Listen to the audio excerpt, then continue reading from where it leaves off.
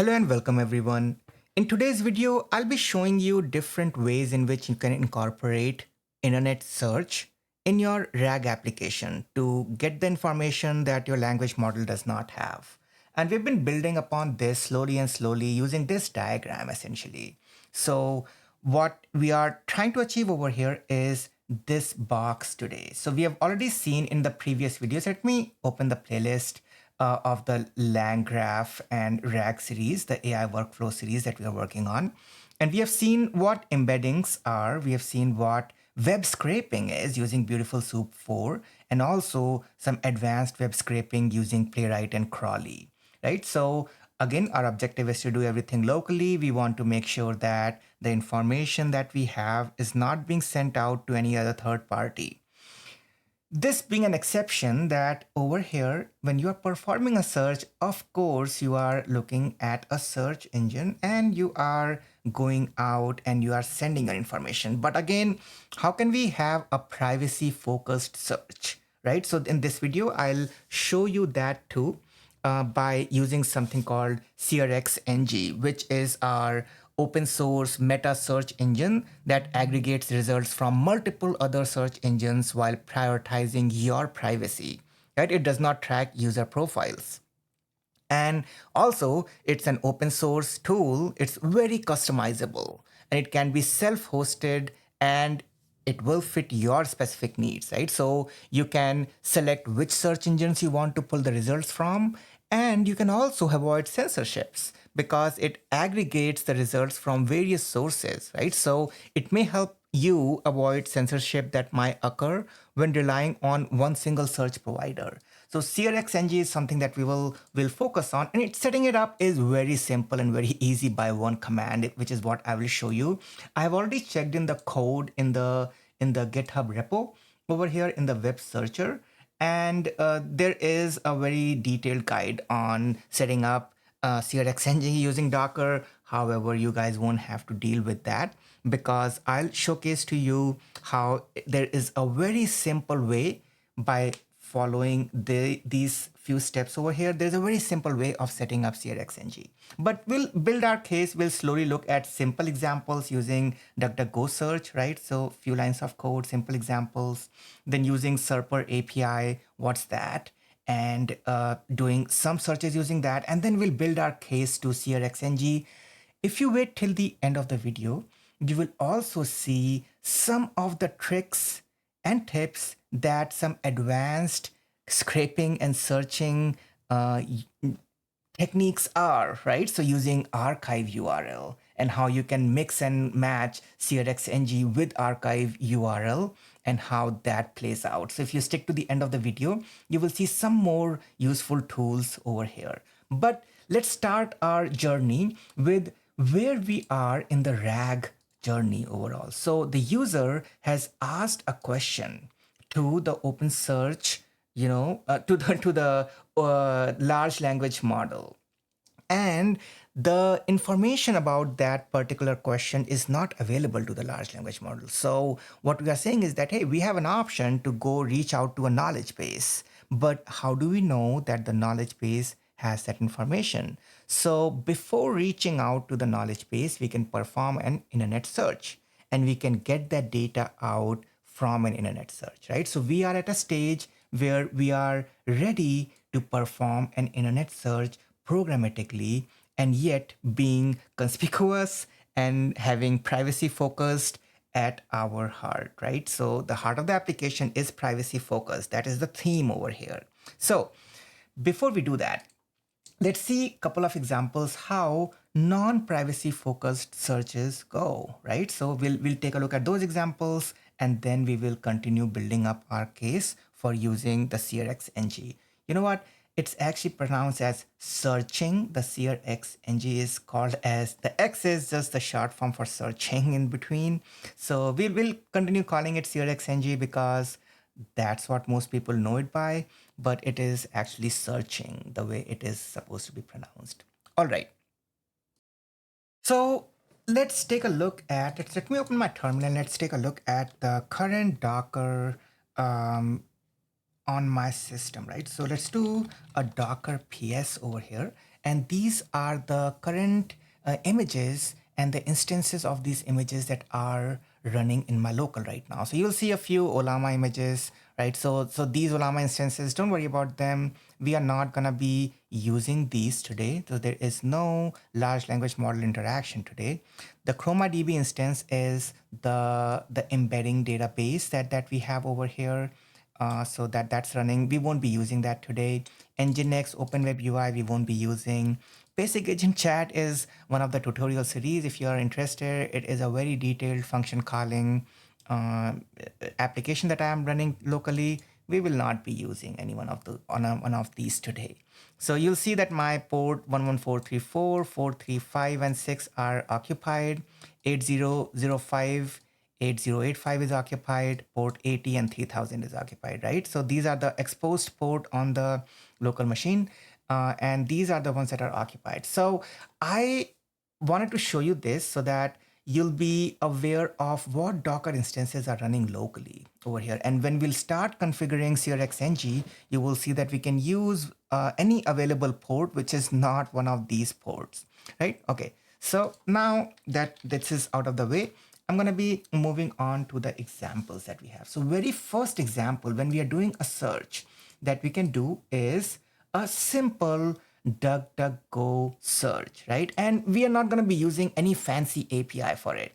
A very simple DuckDuckGo's default API, the API duckduckgo.com, can be utilized by passing in the query parameter, right? So let's run this example.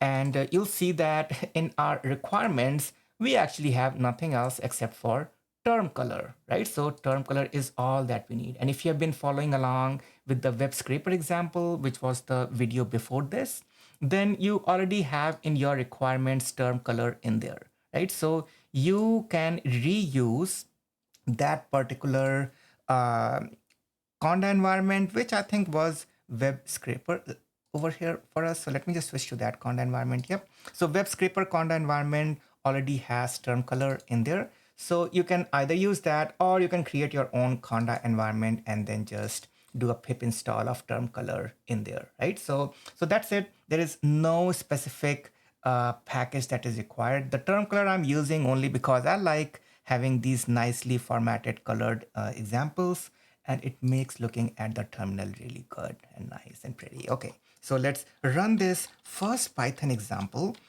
where you can tool one DuckDuckGo search.py. Okay, all right. So this is the very first example that we have, and let's run this and see what the result is. So the example that we have over here is query is Python programming, and we are passing this particular query, building our URL, right? So it is formatting this URL by passing this query in here, building the URL. We are doing a request.get on this particular URL, right? So we now have the response back, and we are getting the JSON out of that response.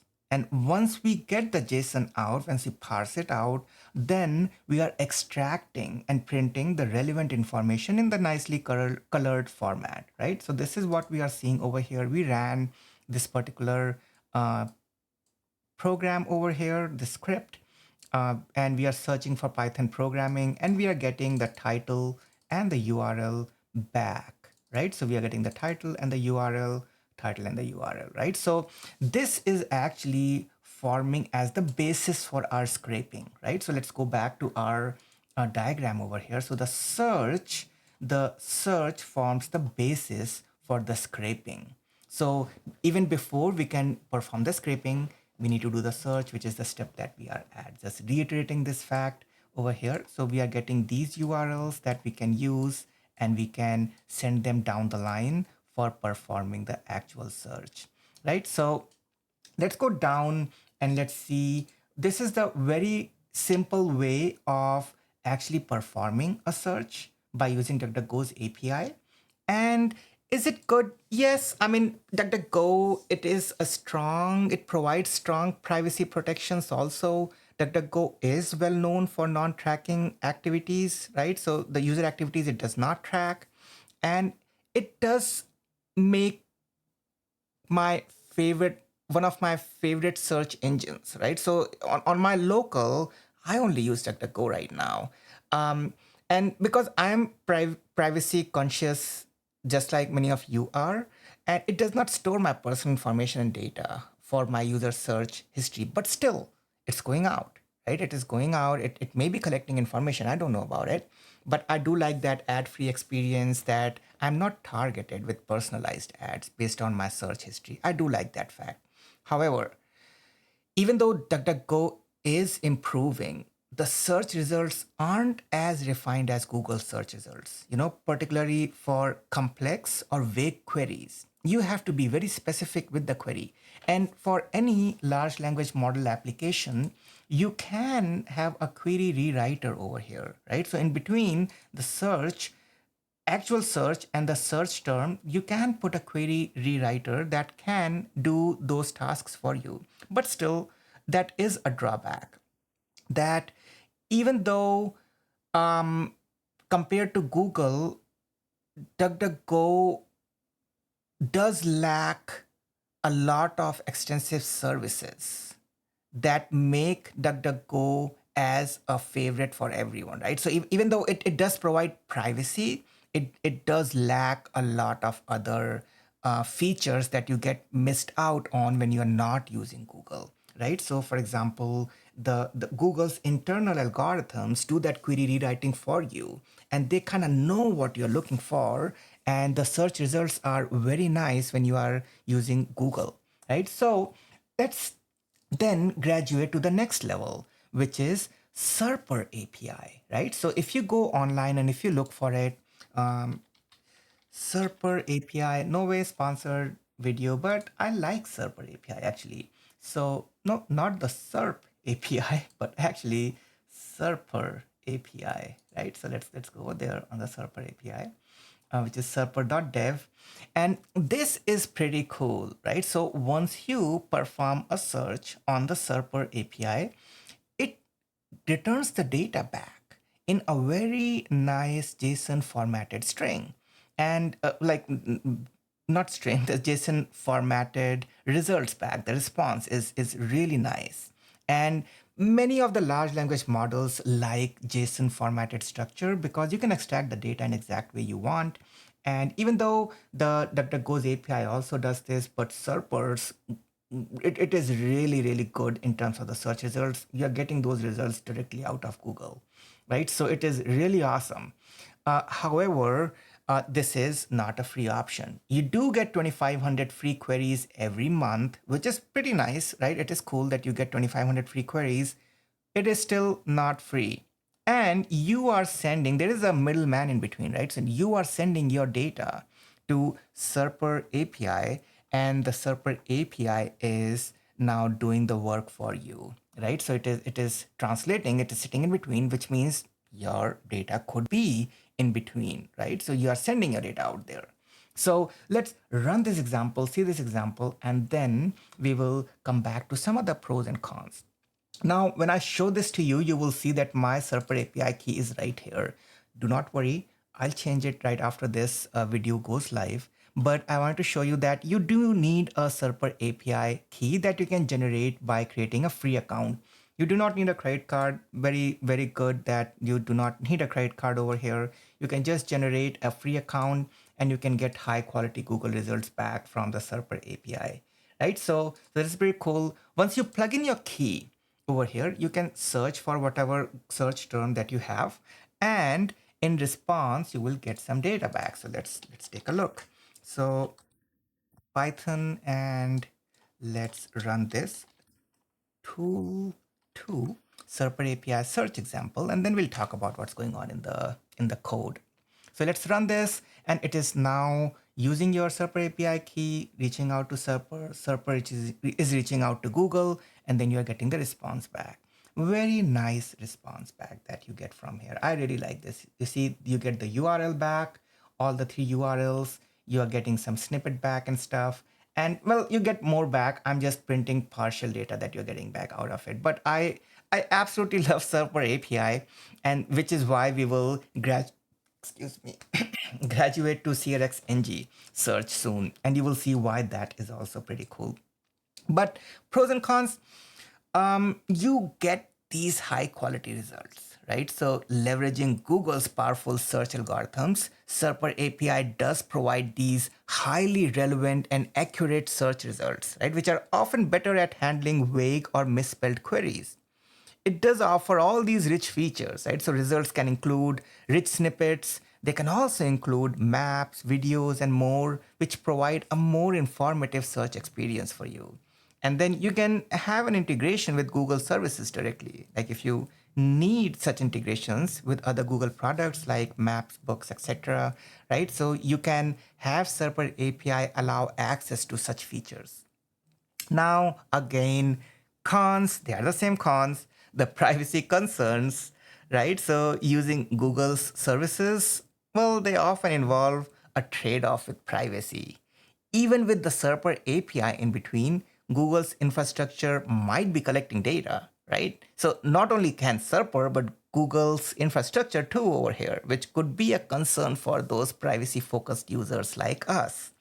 And again, there is an API usage cost over here, right? So there is, depending on the level of how many queries you are doing, the access is required using the API key. And it might not be for you, right? 2500 is a very generous number, I would say that. However, it is not infinite, it is still restricted, right? So your dependence on Google also, right? So you're relying on Google when you are doing this. And let's say if Google is censoring some kind of research, then you will not get the data back.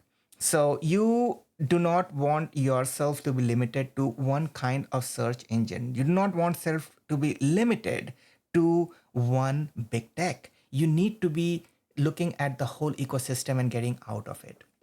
So before we jump away from the pros and cons, let me just quick show you how easy it is to implement this. Again, you just get the requests, term color, right, to get the nice, pretty responses, request to do the request responses. And all we are doing is we are taking our URL, right? So same URL, right? And in the header, we are passing the API key. So this API key gets passed as the header attribute. And in our parameter, we are saying, hey, just send us 3 results for this particular query. And we are doing the same thing, request.get for this particular body that we have. And for this payload, we are getting the response back. If the response code is 200, which is if it was successful, then we are printing the results out of it, right? So which is what is happening over here. The response code was successful and we are printing the results out.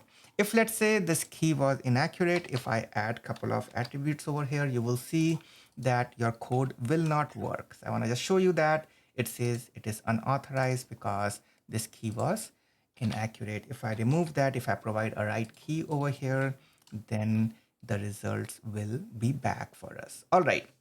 So now that we have the first 2 examples running, we are now graduating to SearXNG, right?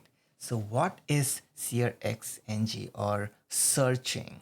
So SearXNG is a very powerful open source meta search engine, right? Like I've said, what's the meaning of meta search, right? So meta search engine is something that can aggregate results from many other search engine providers. And again, it prioritizes users' privacy. It will not track you. And it is open source, customizable, and it can be self-hosted, right? So that is what we're going to do right now. And it is very LLM focused, right? So it avoids censorship because it aggregates results from multiple sources. It is very large language model application focused because it returns a response back, as we will see, in JSON, right? So you can get the data from API, use whatever you want.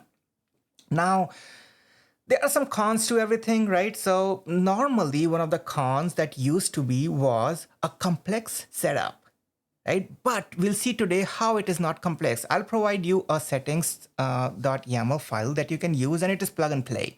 You'll be up and running in no time, right? There have been instances in past where search engines like DuckDuckGo, they implement aggressive bot detection, right? So it can lead to a bot detection issue. I haven't faced that, but I mean, it is a case. But because you can aggregate search results from multiple other providers, I don't think you need to be worried about that. So this is just my personal opinion. Very, very, very good meta search engines, SearXNG. And before we go to this particular example of SearXNG, let's set it up in our local and see what it takes to do that. So this code is already on our GitHub repo, right? So again, github.com teachings rack tools, and it is currently in the YouTube branch over here. I might merge it to master later, but at least it is in the YouTube branch. I'll put the link in our description so you will have access to it. But the one that we are going to take a look at, the SearXNG search.py file, we need to do some setup so that your base URL is ready, right? So what are those setup instructions? These are right here in readme.md file, right? So it's right here. Let me talk about the setup instructions, and then I'll do this setup in my local along with you guys. And then you can follow along and you can do the same thing.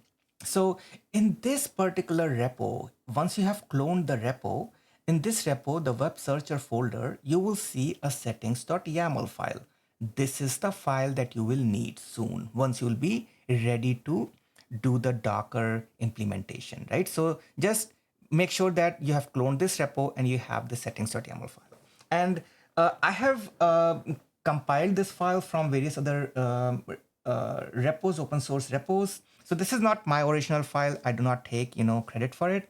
I've been taking the values, and it may be just from one single repo. If I'm not wrong, Perplexica was the one where I based it off from. I tried modifying a couple other settings and tuning it. I might have left it untouched, but this is the file that works perfectly.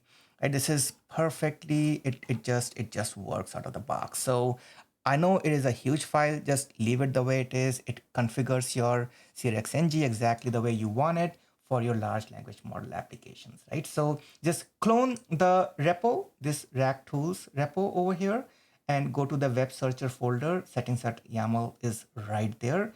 Just leave it right there. You do not have to move it out, right? Okay, all right. So now let's go over here. Now that you have cloned the repo, right? And let's do a ls-la, and there is this settings.yml file, right? So you will be running your Docker container from this folder, right? So just be in this particular folder where you have your settings.yml file, and you are golden, right? So just reiterating this, you need to be in the folder over here where you can see your settings.yml file. Okay, now that you are in that particular folder, let's perform these steps. Number one, you need to have Docker installed.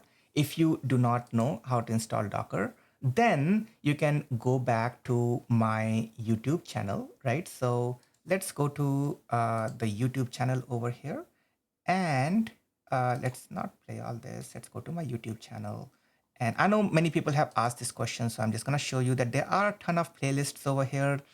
Go to the playlist that says AI server builds, right? So go to this playlist, and over here, if you choose Ultimate Linux AI Server Setup, this one, I know this is for 4 times NVIDIA 3090, but you can use this as a basis, and I have walked you through on how to set up your server so that you have Docker, you have Olama, and you have all those other things installed.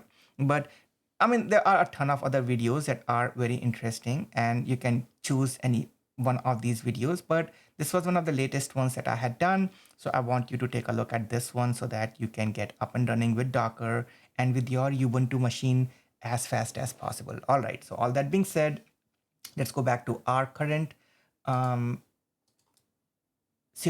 example over here. So,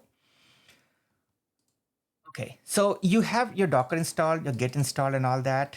And now what you can do is you can use the SearXNG's official Docker image. So you have 2 options now. You can pull their official Docker image, and this is what I'll recommend. However, if you also want to build your own Docker image, right, you can clone their repo. This is all optional. So option 2, I don't think you need to do it. But if you do want to do it, you can clone their Docker, their repo, And in that repo, you'll see that they already have a Docker file, and you can build your image with the Docker file. So I built it. You don't need to do all this. You just need to do the Docker pull, right? So just this command you need to do. So let's copy this command and run it in our local over here. So this command can be run from any folder, doesn't need to be run from this folder, but while you are in this folder, it's all right. You can run this Docker pull command and you will have the latest Docker image from this particular repo over here. Okay, all right. So you see it was very fast. I also have a fast connection, so I was able to pull it pretty quick. So now that I have this particular latest Docker image, we don't need to do this option too, right? We don't need to build and all that, because this is only if you want to do a custom build. Let's not do any one of these steps. So in the step 1, you use option 1 and that's it. You can choose to skip the step 2 because you're not doing a custom build. You can choose to skip step 3 because you are not doing the custom build again. You're not pushing it. Uh, all you have to do is to just make sure you are in the folder where your settings.yml file is, right? So ls-la, you are in this folder where your settings.yml file is. Now that you are in this folder, you can choose to run this particular command using the official Docker image, right? And that is it. What is this command doing? So this command is saying that you are running this Docker image and you are doing the port mapping, right? So -d means that you won't be able to see the logs and it is in the detached mode. -p or -p means that you are doing the port mapping. So the internal Docker container has the 8080 port exposed, but you want to remap it to port 4000 to your local machine. And you are doing a volume mapping over here. This volume mapping says that you are mapping the settings.yml file, right? So this file, this /settings.yml file, so this file you're mapping to etc SearXNG settings.yml file. And this is crucial because in your SearXNG Docker image, this particular file gets overridden with this file that you have over here. And this is really important, right? So once you get this file and you are using the official image, right? So this particular command, then you have already done a Docker pull and you are saying that you want to override this file and then you are good, right? So let's copy this command and run this command, right? So all we have done is running 2 commands from our folder, right? The first command was a Docker pull command and the second command is a Docker run command, right? So that is it, only 2 commands and you are done. There you go. So now let's do a Docker PS again. And let me do that over here. Docker PS, and you will see that apart from all other different images over here, now we have this particular image that we are most interested in, right? So SearXNG, and I know I did not give it a name, so that's why it chose a funny name over here. But this is what we are most interested in. Our Docker container is running. It is up 5 seconds. And the port 4000 is exposed, right? So now forget about port 8080. That's the internal port in the SearXNG. We don't need to worry about that. The port 4000 is what we are looking for, right? So how do you know that this is working? Again, if you keep on scrolling down, you will see that, so you have run this particular Docker command, right? So this command that you ran and you're good. It explains what that command does. And then you can now go to this URL, localhost 4000 URL, and you can open your particular SearXNG instance. So in my case, this is hosted at 192.168.1.10 colon 4000. Why am I not doing localhost option over here? Because I am on a remote machine and I have remotely deployed it to this machine, right? So if I show you over here, my current machine is called Ubuntu, right? And I've been SSHing into this AI machine, which is in my basement, right? And if I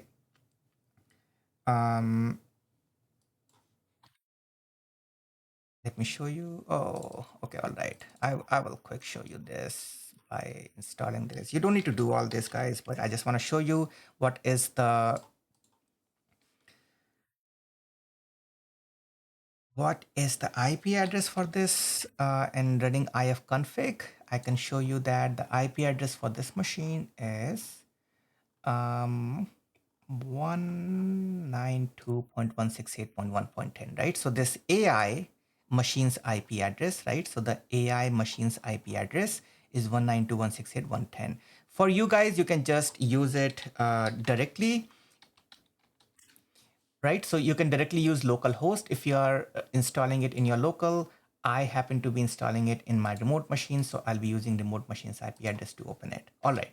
All that being said, if you open with localhost 4000 or your machine's IP address colon 4000 and you see your search engine SearXNG, you have set it up, right? You have already set it up.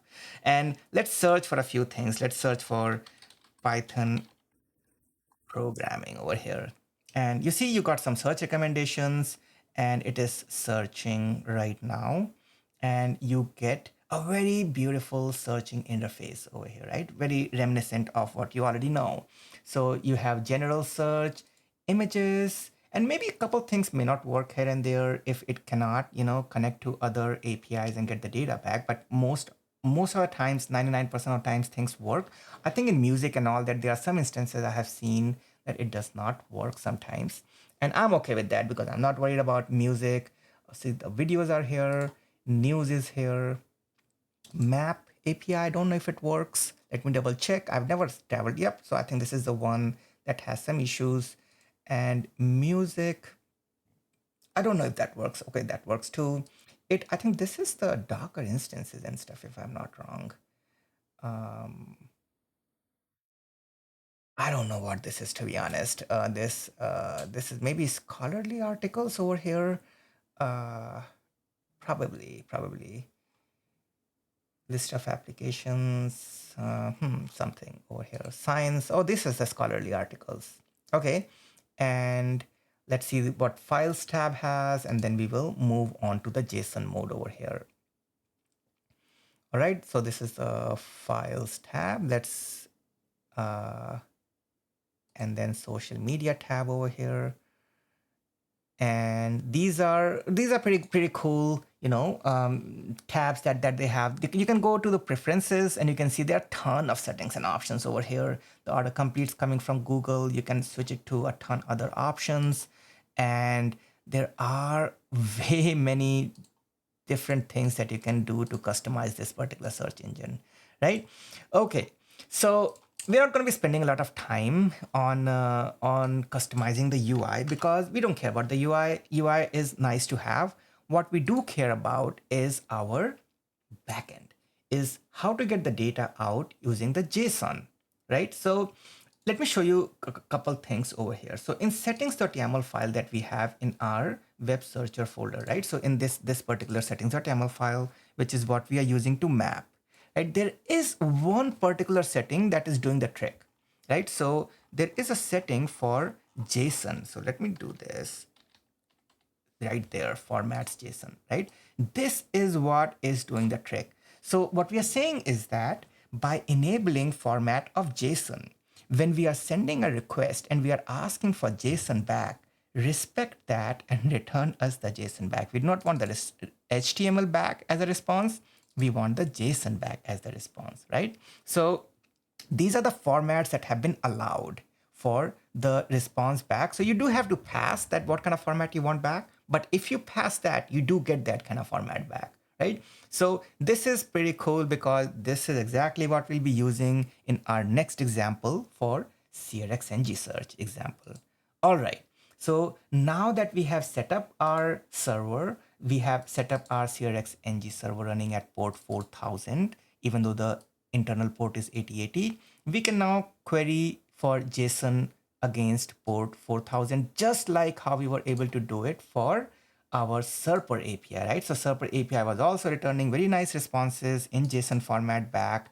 Now we will also get the same back from the SearXNG, right? And We do not need any authorization over here. You can set it up. You can, just like your Serper API needed an API key, you can set up SearXNG to need an API key. But if it is going to sit in your local, then you don't really need to do that. And for this example, I'm not showcasing any API key configuration. You can use the base URL unprotected in your local right now. And we can graduate to making it protected in future if need be. All right. So SearXNG example is also very simple. You get provided a base URL, right? So you have a base URL, you have a payload. The payload says that this is the query, which is Python programming, and the format of JSON, which is what I was talking about a little while back. So you have a format of JSON provided over here. You have your payload, very simple payload structured. You have the response from the request.get from the base URL and the parameters, which is your payload over here. And when you pass this, you get the response data in JSON format, right? So you can extract the JSON formatted data from here, and this is it. This is such a simple way of programmatically getting JSON out. You do not have to use your beautiful soup for, you do not have to extract the data out from the search engines and all that. This is perfect.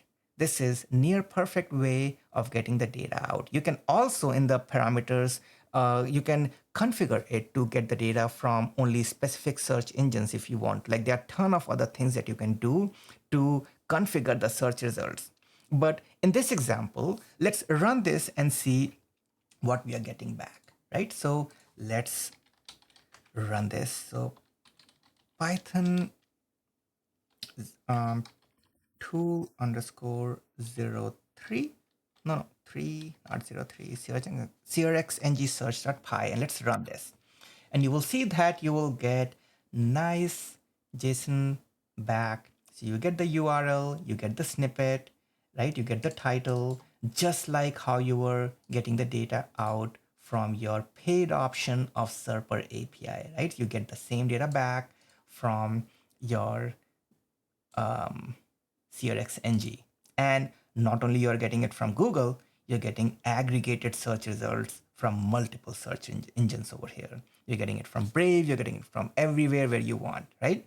And I'm gonna show you an example next on what archive URL is, right? And then once you get the concept, then you will get to see what I mean by web archive and why that is important, right? So let's take a look at our whole RAG flow again. What have we been able to accomplish up until now? So the user has asked a question. We want to do an internet search, right? This is the step that we are at.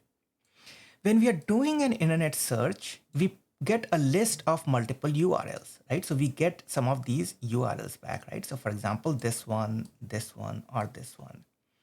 When we get these URLs back, we send it to some kind of web scraper to get the data out of those URLs, because we do not know that these websites that we have got as a result, right?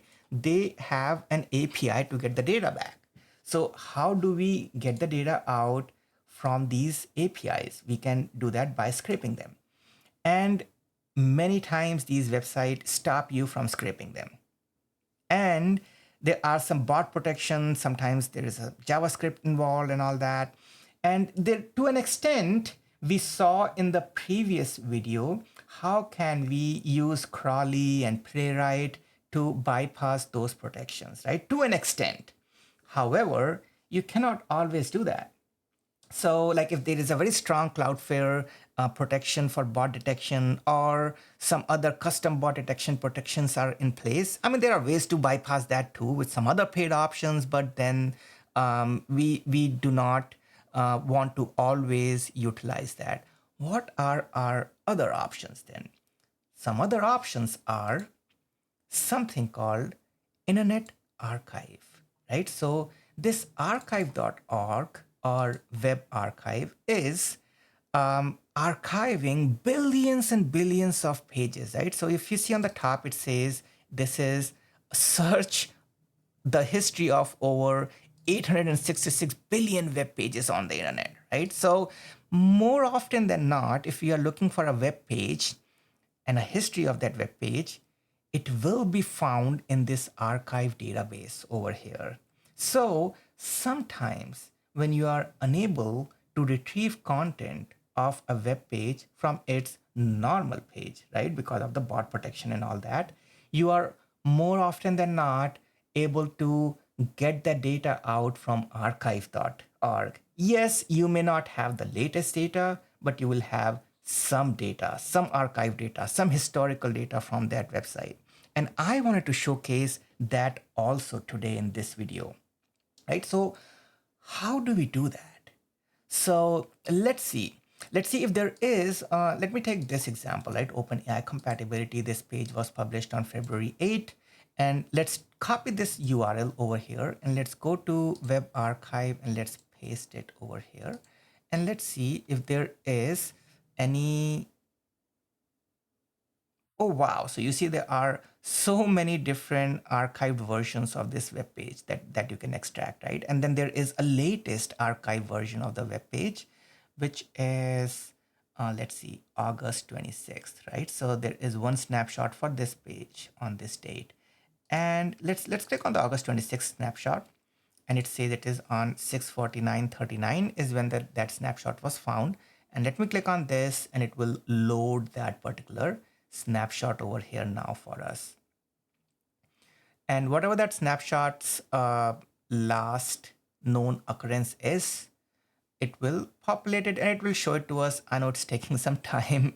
It is not the fastest website, but it is definitely one of the websites that does the trick, right? Okay, so we got this and it is saying that this is the snapshot of the website that it got, right? So if you see, we are on webarchive.org, we are not on olama.com, and yet we are able to see the snapshot of this website, right? So we can extract the content from here versus the content from OpenAI's, no, sorry, the Olama's website. This is just a point I'm trying to make over here. So now, if we have to write code against it, another thing that this web archive provides, right? This archive.org provides is an API. So the archive.org provides an API for you to search for archived pages. And it also lets you pick the latest page, right? So for example, you see on 26th was this latest page. You can choose that latest page for you. So let's see how we do that. So if you look at this example, archive tool for archive url.py. In this example, what I've done is you can input a URL and you can get the latest snapshot, archived snapshot, the closest snapshot for that particular URL out by using the archive.org's API itself, right? Which is so cool. This is so cool. So let me show you how it is being done. So again, we are not using any other fancy Python library, simple requests library, term color to make the terminal outputs pretty. And this is where the main logic is happening over here for us. Get wayback URL. All you have to do is to pass the original URL. And this is the API endpoint, right? So we are formatting our URL with the original URL over here in this API endpoint. We are doing the requests.get, getting the response out, getting the JSON from that response out.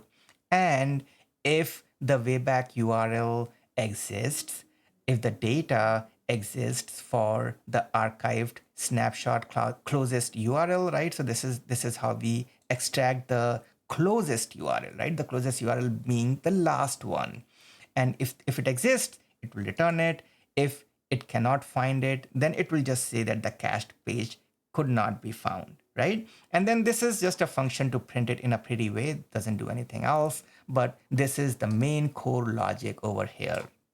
So let's see, let's run this. Let me uncomment these couple lines over here and let's run this and see how this looks like. So Python tool 05, no, not 05, I think it is 4.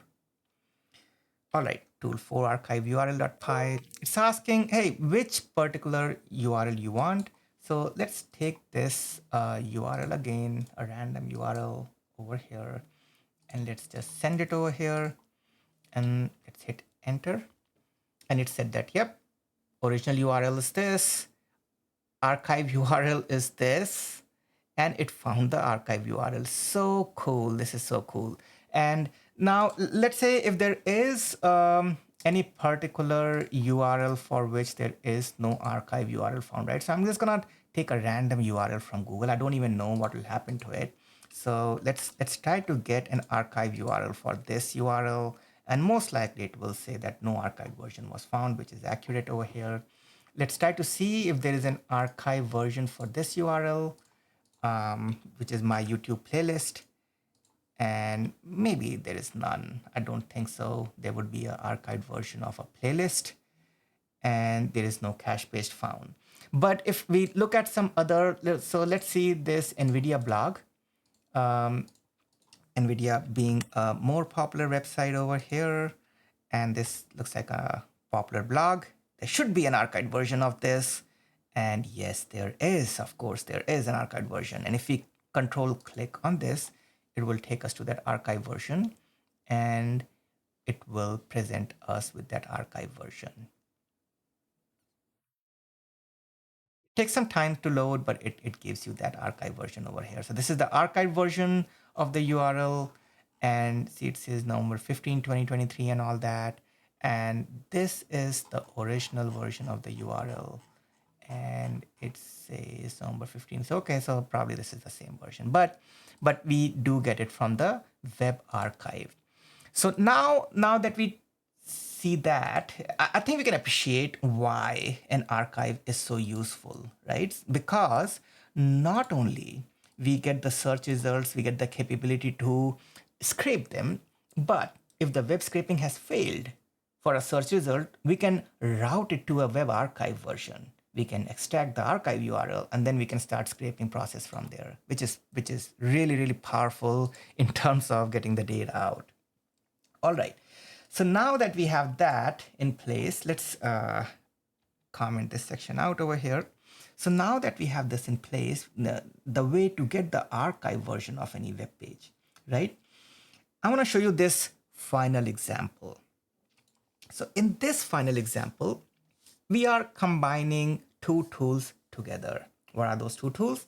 We are combining the searching capabilities of SearXNG and then looking for an archived version of the URLs that SearXNG has searched. That's all that we are doing. It's a fun example just to showcase the combined capabilities of tool 3 and tool 4 together, right? So let's take a look what's happening over here. What we are saying is that, again, nothing fancy, just requests and term color, right? We already know why we are using these two imports. So results limits has been limited to 3. We only are getting top three search results.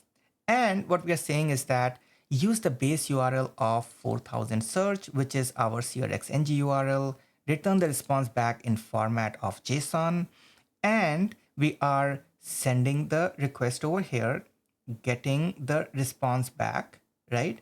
And once we are getting the response back, we have two more methods that we're gonna use over here, right? So this particular method is to get the search results.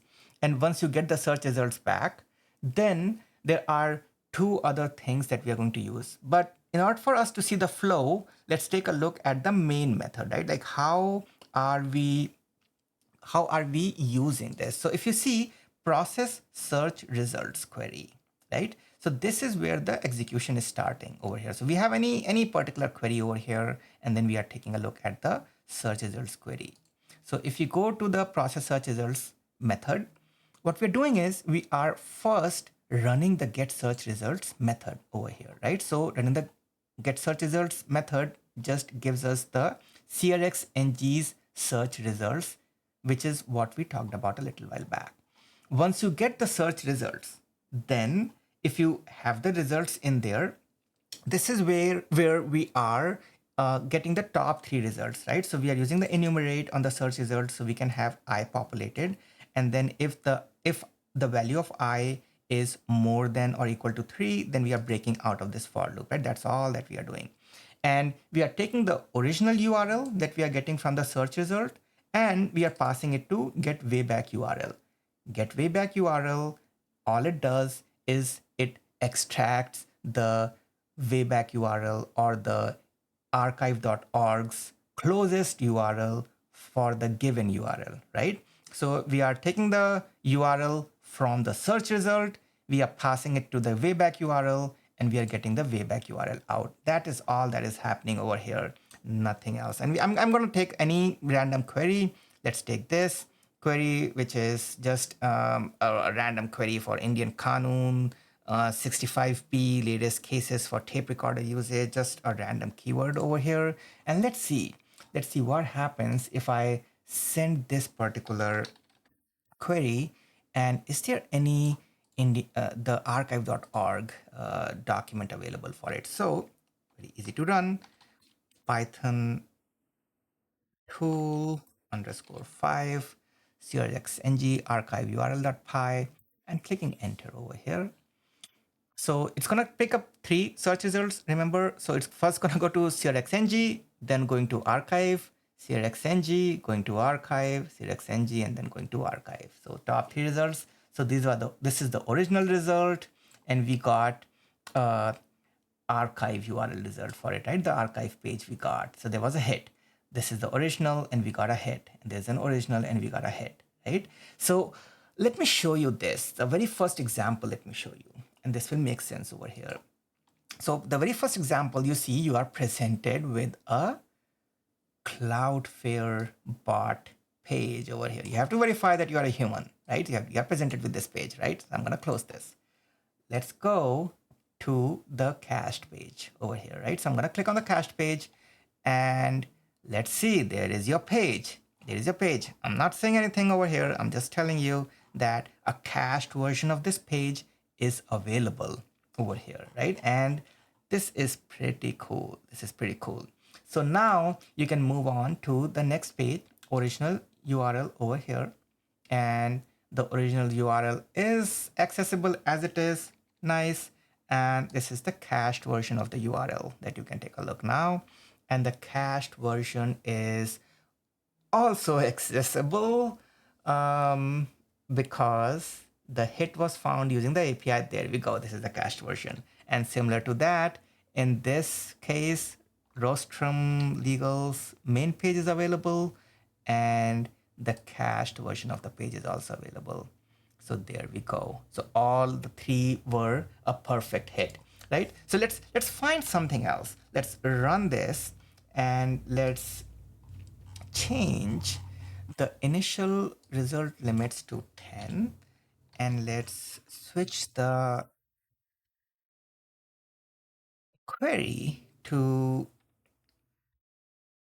NVIDIA 3090 US price, right? Let's just do this and see what happens. Like, will it be able to find? I just want to have some archive URLs that are not available, right? So let's see if I'm able to find this. So the first one was a hit, second one was a hit for the Best Buy, third one for Reddit was a hit. Okay, we found a URL that was not a hit, right? So one particular comment, no archived version was available for that. All right, another one, Tech Radar reviews, no archived version available. And yep, so as you can see, not for every website an archive version is available. However, for some it is. So let's see what was that comment for which an archive wasn't available. This was the original question over here in the comment. And let's take a look over here. For a review, a Tech Radar review. Wow, an archive version was not available. That's interesting. Okay, that's a pretty interesting. I can't believe that an archive version wasn't available for this. All right, anyway. So this was it. As a summary, before we wrap up everything, I wanted to let you know where we are at in our RAG journey and what is next. So in our RAG journey, the user has asked the question. We can get the answer from knowledge base. But before we do that, we want to do an internet search. We want to get the web page. We want to scrape the web page. If we cannot scrape the web page, we want to go to Internet Archives, see if we can scrape an archived version of previous web page over here. Then once we scrape the web page or the archive version of the web page, we want to do chunking process and we want to embed it into our knowledge base, right? So we have seen now this, and this, and this, right? So we have seen search, loading, creation of the documents, embedding, and creation of vectors in the Chroma database, and then querying against that to get the context, right? What we haven't seen is everything coming together in one single example, right? So we will do that. There are a couple more things that I want to show you. For example, even though you get the markdown version of the web pages out, right? So when we were looking at the markdown version of the pages out from the document extraction piece, there is a step where you can summarize that markdown and you can get the data before you send it to embedding process. You can get the data in a more coherent fashion where embeddings would make more sense, and which is what we'll be focusing on in our next video. So stay tuned, keep watching, and there is a lot of content and information around RAG that I'll be sharing in a full end-to-end lang graph example. Thanks again for watching, everyone. As usual, all the links would be in the video description, and I will see you guys in the next one.